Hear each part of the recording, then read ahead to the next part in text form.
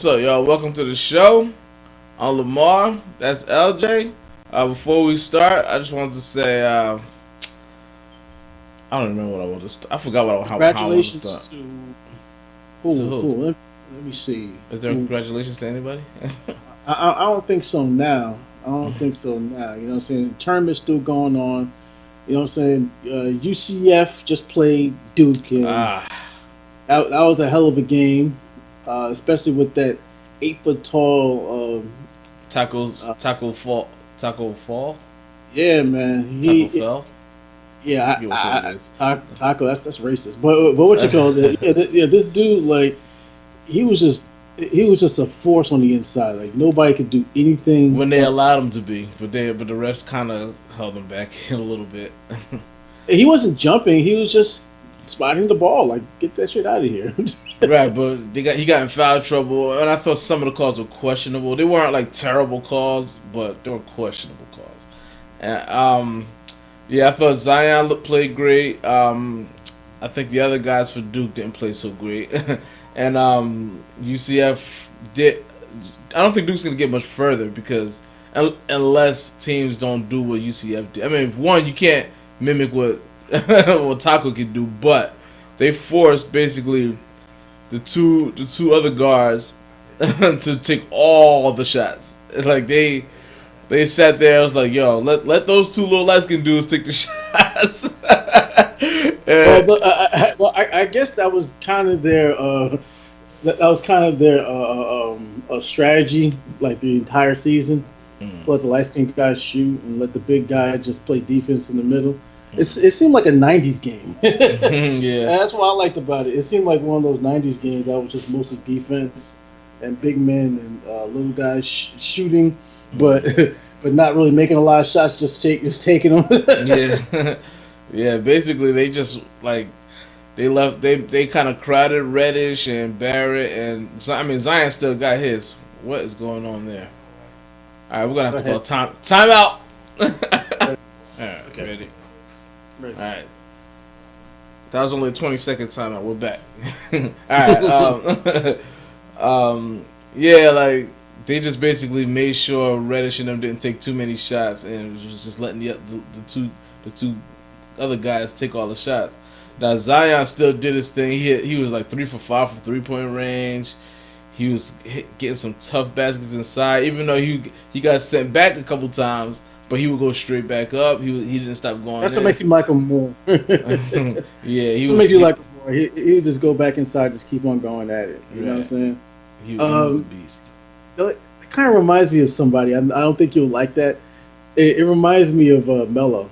Yeah, that's fair. Melo used to But do that. if you look at Zion's, not his entire game, but some of his game inside, doesn't it remind you of Mello? Yeah, a little bit. Like yeah, like you said, like the going straight up. Like it would be times when Melo would keep missing, he'll go right back up with it, and he would until he like determined to get that shot up under the basket. Yeah, I can see that comparison. I can see that. But but UCF at the end, man, it was so close, man. Like they had a layup that rimmed out, and then the tip in rimmed out. I was like, oh my gosh. I mean, I'm happy Zion gets to keep going because I want to keep watching Zion, but I never root for Duke, and I couldn't help but root for UCF in that situation. And then seeing the way they react at the end of the game, just I was just like, damn, man, they were so close. But you know. You know, Johnny Dawkins used to play for Coach K. Right. I saw the story a little bit before the game about that. I was like, man, that's crazy. It was a really good game, and I was a pretty close call. Everyone's predicting that North Carolina is just going to take it Mm, because this year they're on different sides of the brackets, so they can actually meet in the national championship mm, game. yeah. And they're saying North Carolina's going to win that game. I'm not so sure. I'm not, I'm not. I'm not sure if Duke's gonna make it past this weekend. I don't know who they're playing. I don't know who they're playing, but I don't like a team that can't shoot from the outside. Really, I question how far they. I mean, they got three really talented players, and they got Coach K, so I give them a chance. But I don't think they're gonna win. I don't think they're gonna make it to the championship. Maybe the Final Four, but I don't think they're gonna actually make it to the championship. But I'm not. That's without me looking at the bracket and seeing who's who. And I don't know college basketball that well. But watching them, they are really good. But they can't shoot. Like how are they gonna get that far without being able to hit jump shots? Like I don't know, but we'll see. I also watched Ja Morant from Murray State against Florida State, and Ja Morant started out really well. Like he started out really strong in that game, and then the guard from the other team, not the guy he was guarding, but another guard, I can't remember the guy's name. He started killing them. Like if Florida State was heavy favorite, better team, way better team, but like Ja Morant kind of disappeared in the second half. And there's one thing that I did not like that I saw was kind of like he had made a pass because he thought his guy was gonna be there, and then he got mad at him, and like he made it really clear that he was pissed off at him. But I think that, but one, I think the pass was kind of his fault, and two, like he was way too angry about that play. You know what I mean? I didn't like because it felt like he was getting frustrated because they were losing, which is understandable. He's young, and I'm not gonna hold that to him for the rest of his life. But I am scouting these players. I will. Which is that? Yeah, I mean, but I just was like, I don't know, like I don't want to see more of that. I hope that's just an isolated incident. But again, not the worst thing in the world. He was frustrated. They were losing. They was losing grip of the game at that time.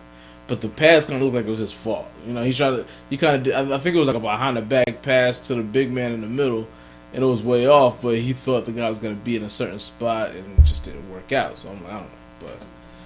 I just hope that that's not something, a type of dude. Like, we don't need another dude like that. Another point guard like a Marbury that just get mad at cats and just that body language thing. We don't want that. But that was the only one thing. Marbury was more of a, he's more like, I don't even care. Yeah.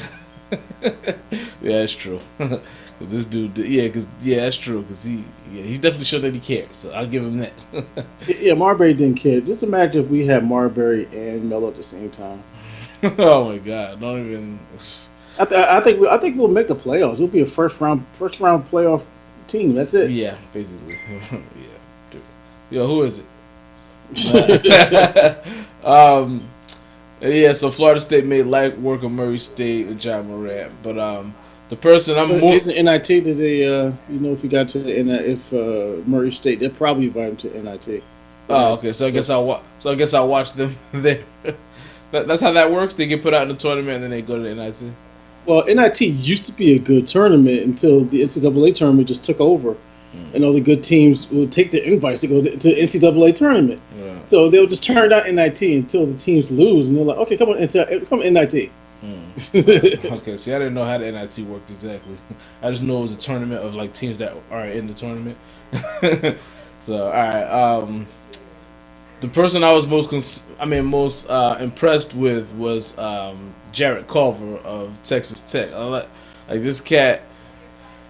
I was trying to think of who he reminds me of in the NBA. It's not really one person, but he plays under control. He kind of reminded me a little bit of a Paul Pierce, who's not really flashy. You know what I mean? He's not a flashy player. He just gets it done. He can score from pretty much any way, just like Paul Pierce can. He's got a nice fadeaway jump shot. Like he can post up. He does a lot of things. I don't remember how many points he had, but he filled the stat sheet. He had 10 rebounds. I think he had 5 assists and 3 steals and 2 blocks. I was just like, all right, like yeah, he's a good defensive player and he can play good offense. Right. He's good on both sides of the ball. Right. He can create his own shot. He create for his He's teammates. Athletic. He's quick.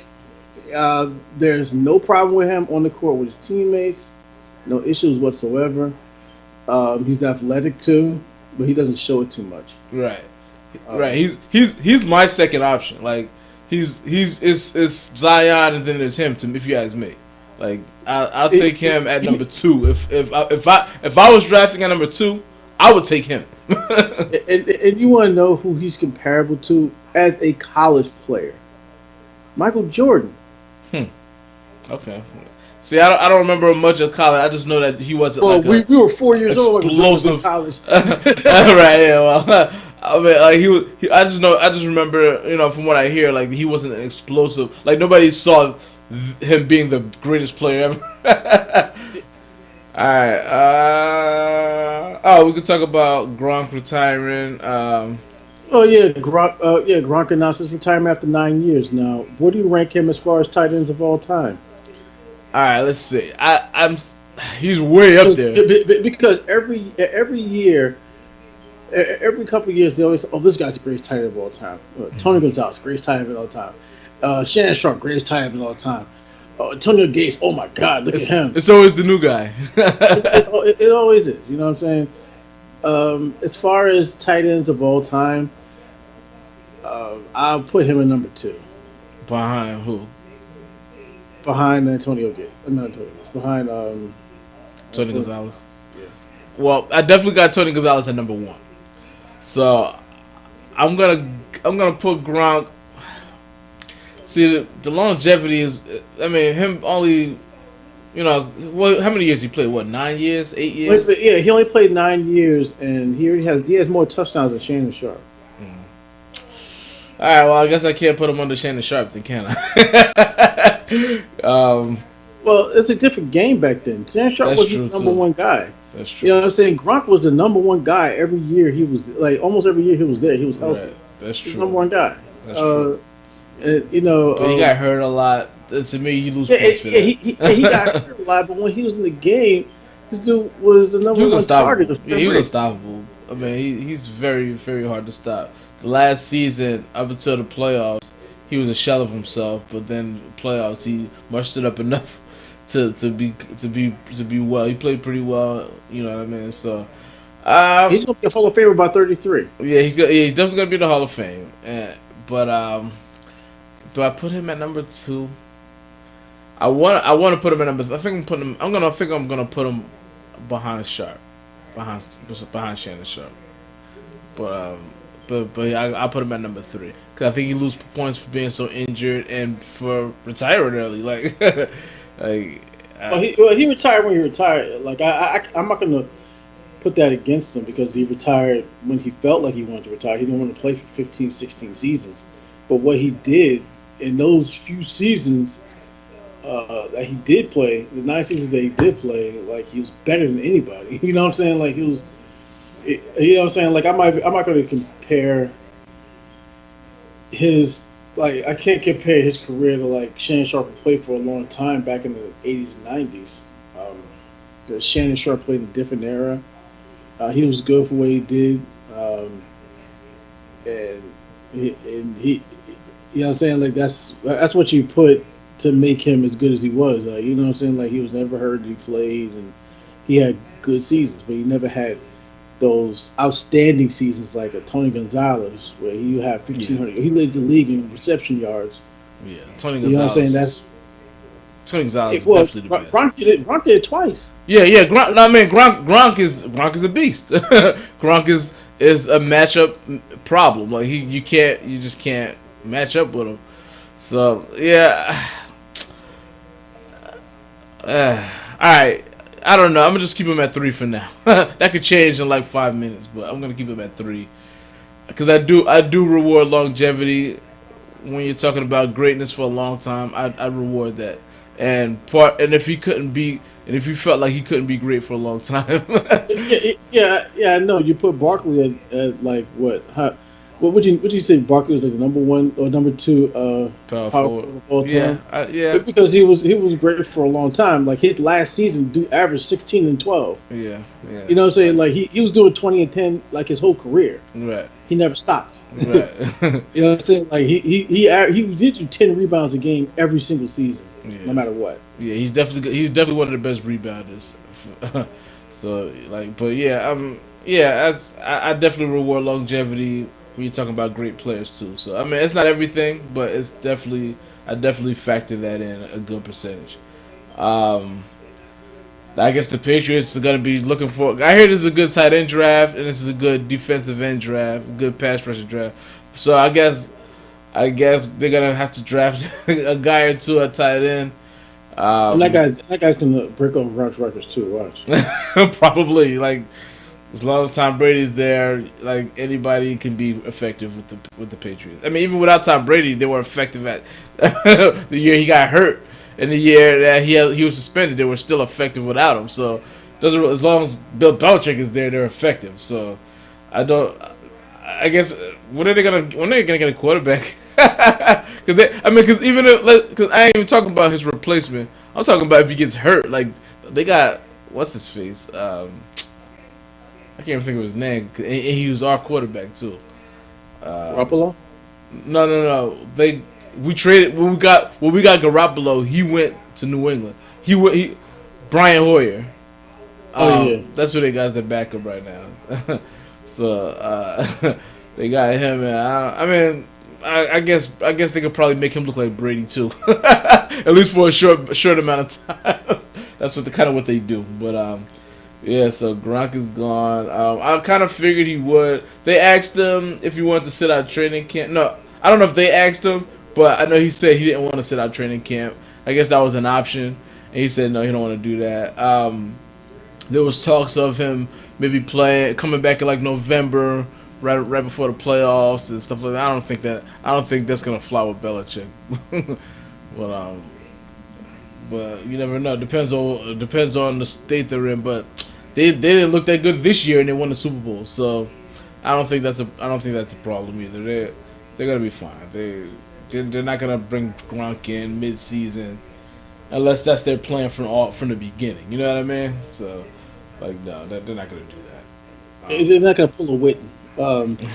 Yeah. Meanwhile, I'm always being told, "Oh, Jason Witten, he's one of the best. He's going to be a Hall of Famer." Jason Witten, this. I was like, I don't see anything about Jason Witten. There's nothing special to me about Jason Witten. He's good. He's reliable, but he's not special to me at all. So I mean, he's a good tight end. I'm not trying to make him look like he's suck or anything like that. He's just not special to me. So whatever. All right, so we got a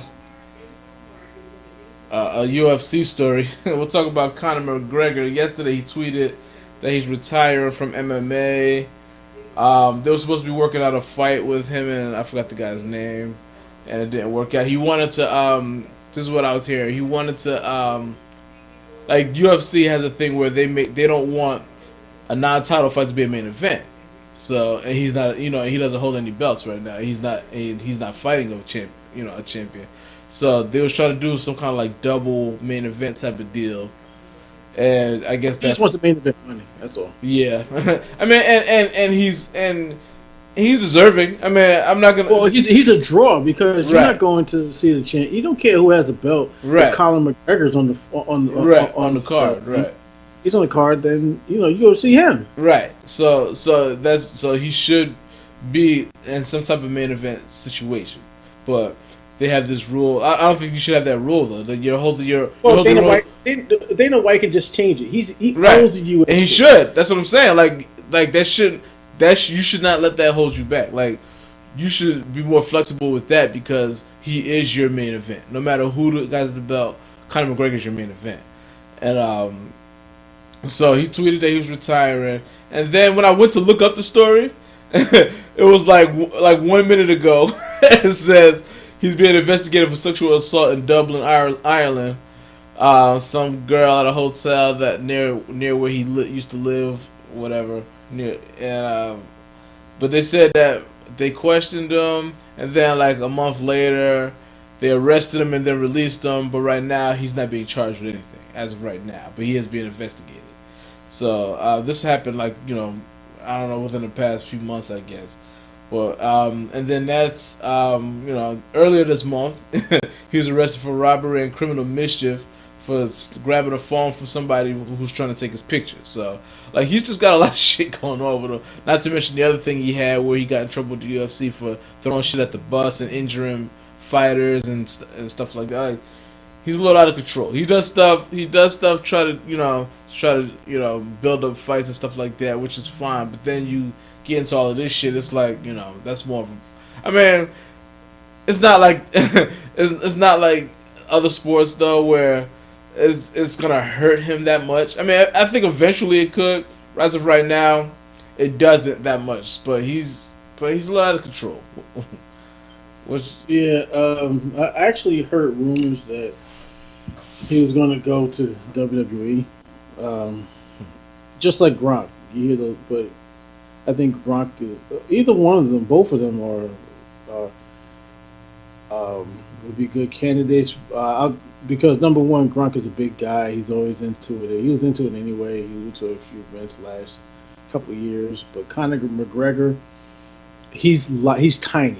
You know what I'm saying? Like he's 5'9", 155 pounds. Um, he's not going to fit in as far as being a worker, but with the way he is, he's right, his personality fits in. yeah, his personality fits in with that. But as far as him as his body, no. If you put his personality on Gronk's body, then you got somebody who's Right, then you got a superstar. So yeah, but yeah, his personality. Plus you can't curse. He curses all the time. You You know what I'm saying? Like he says "fuck" all the time. He's Irish. He's British. I mean, he's British. He's Irish. And that's like the word they say after every word. They're like, "I'm gonna go to fuck this one, fuck this, fuck this." They say it all the time. The F word and the C word. They love those two words. Yeah. Plus, they already have an Irish wrestler, and they're not using it. They're doing it with him. But with Gronk's retirement, I don't think that New England's gonna win the fucking Super Bowl. Well, you got to remember they won Super Bowls without him when he was injured before, or at least made it without him. So, like, I don't think that's. I don't think. I think they'll be fine without him. I don't think there's one player that ever. Tom Brady's the only one player that they need to win Super Bowls. Everybody else, they'll figure it out. I'm not worried about New England. If they don't win a Super Bowl, I don't think it's going to be because they lost Gronk. I think they're just not going to win because it's time for them to lose one. I wish the draft was still in March like it used to be. Why do we have to wait till May? I have no idea. It's in April. I remember seeing the date. It's towards the end of April, 20-something, but it's in April. It used to be like in March. It used to be at least late March or something like that. But I have no idea. They keep pushing it. I don't know. I think they're trying to. They keep trying to take shine from like the other sports, like that. But and March Madness for that matter. Yeah, like who cares? Just have your draft on the weekend. It doesn't matter. People are just gonna watch the first round anyway. Nobody's gonna stick around for a second. Right. I don't watch much of any draft. Like I watch the NBA draft more than anything. But once the Knicks it's pick, July. that's it. Nothing's happening. But once the Knicks pick, I'm done anyway. Like I don't really watch drafts like that, so I don't know. I can't sit there and watch that. I could watch the top say 10 picks, and that's it. And in football, I watch even less. I don't know. I just can't do it. But I think it's time for us to wrap this up. Huh? Yeah, let's wrap it up. Yeah, man. I don't know. All right, you're moving away from the mic again, so. But, yeah, I'm moving away from the mic. You know what I'm saying? Things are just happening. It's just a clusterfuck. I think you already checked out. So let's. I didn't check out. You checked out. It's on you. All right, y'all. We will see y'all next week. We'll talk about who knows what.